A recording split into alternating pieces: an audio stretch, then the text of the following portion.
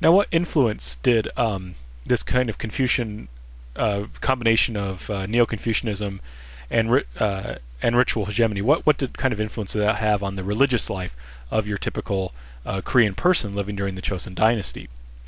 Well, first of all, in this system, or in Korean religions, there was a tendency to emphasize action over belief. It didn't matter what you believed about what was going on, as long as you performed the action, right? This seems a little weird to us, right? Our view would be, why would you perform an action if you didn't believe in it?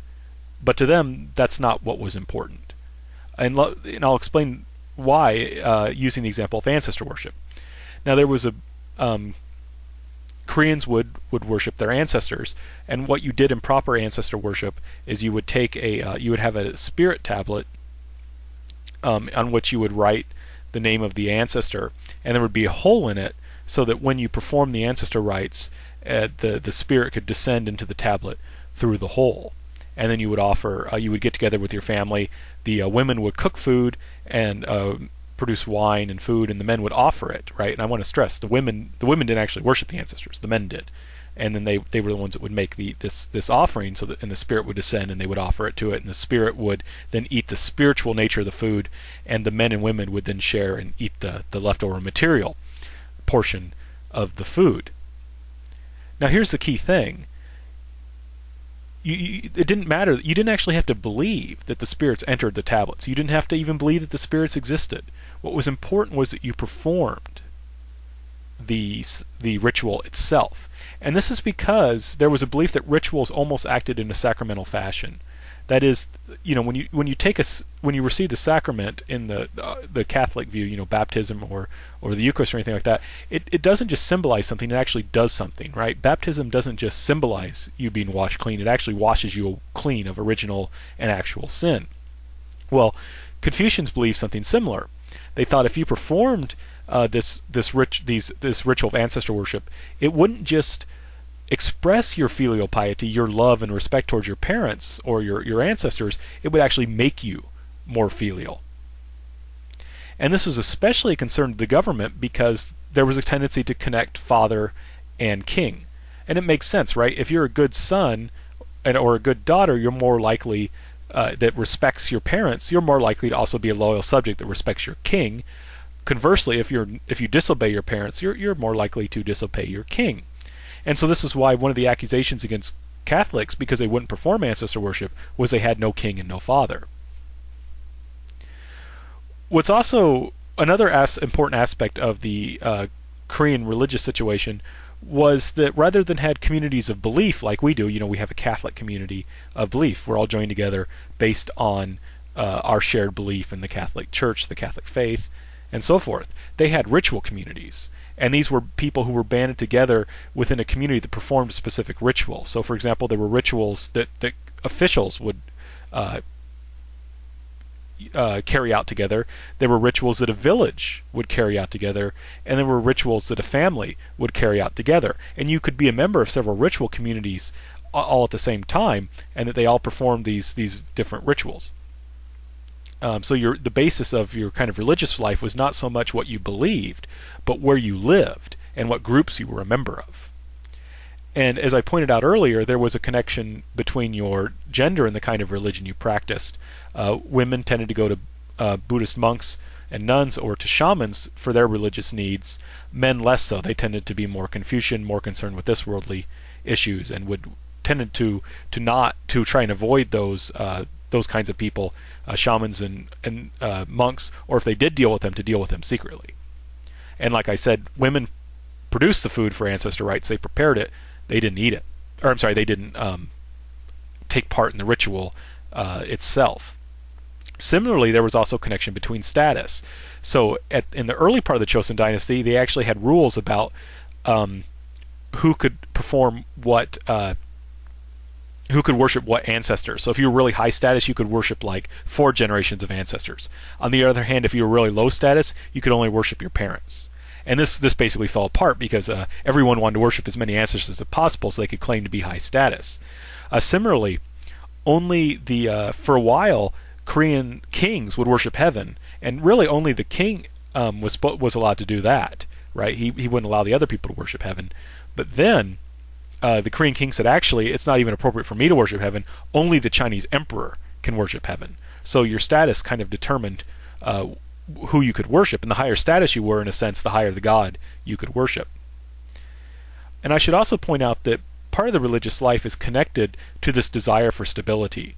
It was kind of, from the Chosun government's point of view, it was good that people were divided over their religious communities and that they weren't united, because if they were united, they could possibly threaten the government, right? As long as religious communities are divided, and men and women are divided, and people from different status groups are divided, things can stay stable because they can't compete with the state.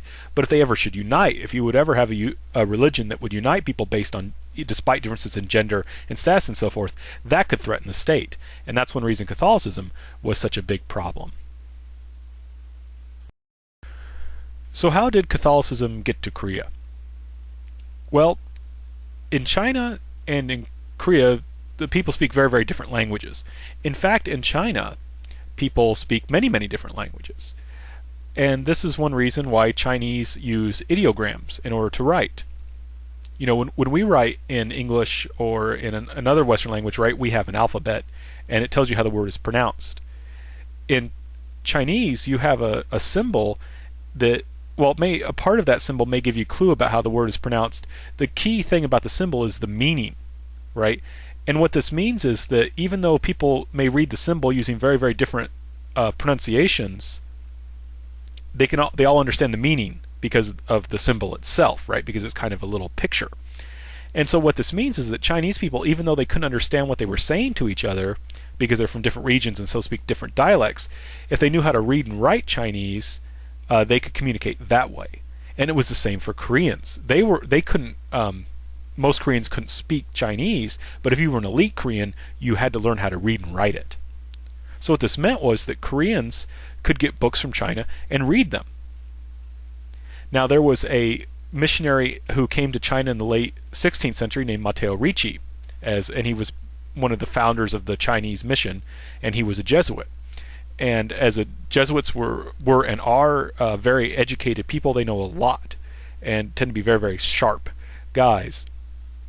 And so he learned Chinese very well, and with the help of some sympathetic Chinese and some sympathetic Chinese Catholics, was able to write books in classical Chinese that described Catholicism and also imported Western knowledge.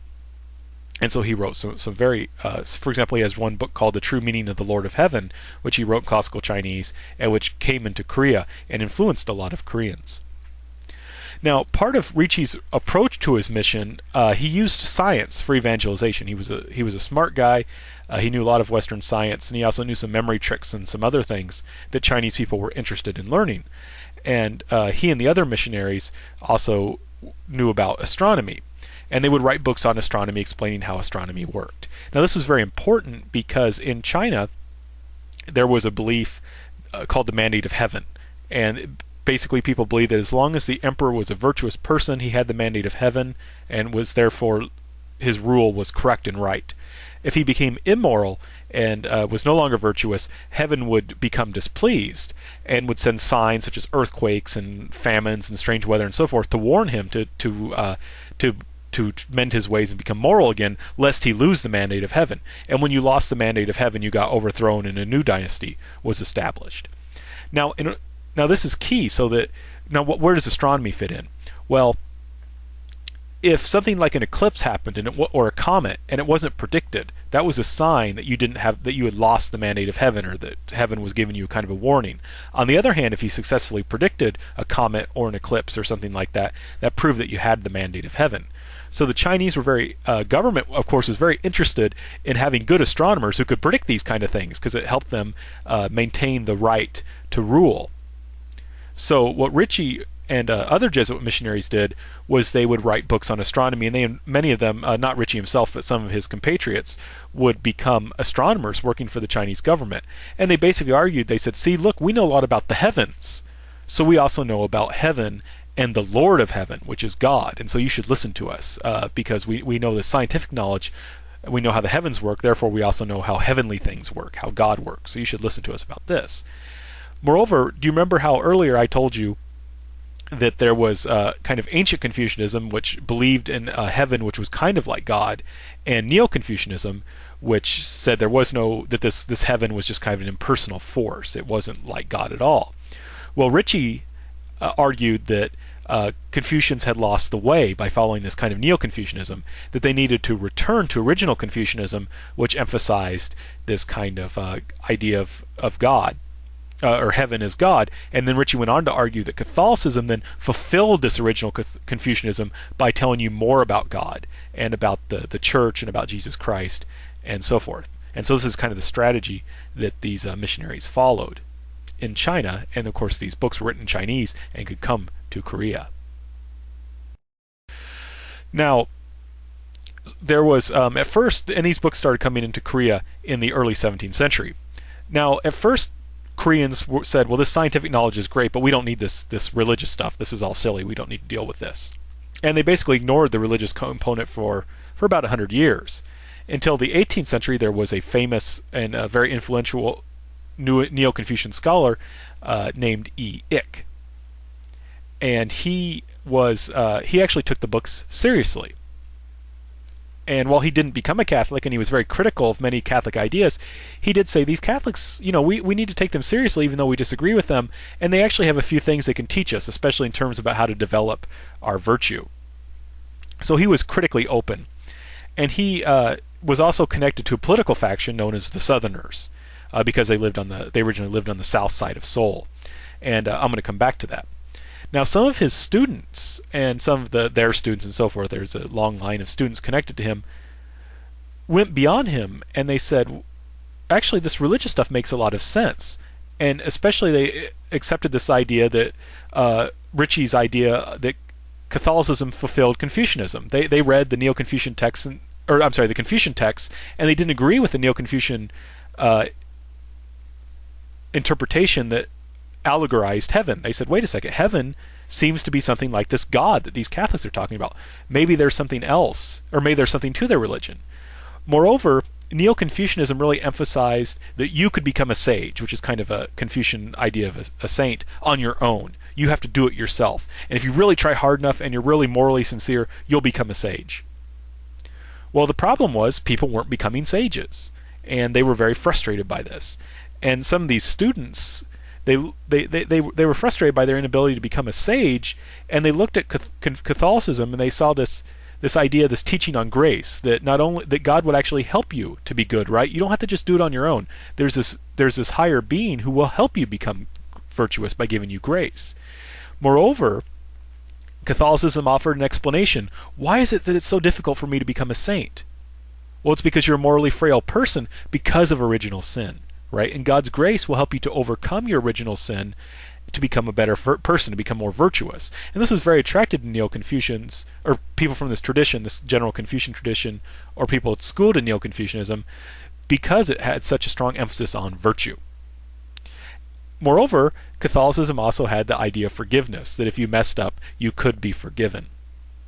So eventually what happens is that one of these Korean scholars who are interested in Catholicism, he goes to Beijing on a tribute mission. The Korean government periodically would send tribute missions to China because they recognized the overlordship of the emperor, even though Korea was still essentially an independent country.